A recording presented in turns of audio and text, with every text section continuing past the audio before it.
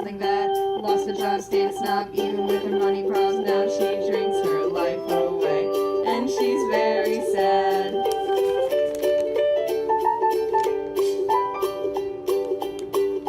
Stanley isn't what he seems.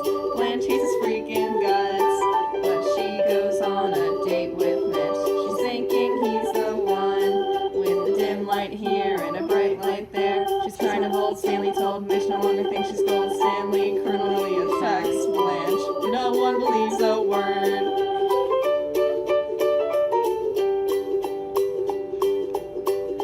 Stella has a choice to make. Pick Stanley or Blanche. She chooses Stanley just because she needed to get off the ranch. Blanche goes to a war, people think she's a whore. Judgment follows her out the door. Mitch knows the truth and looks forlorn.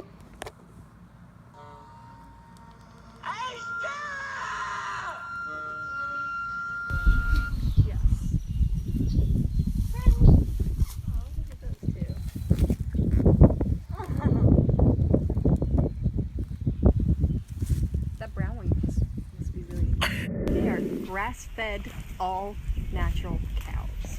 Yeah.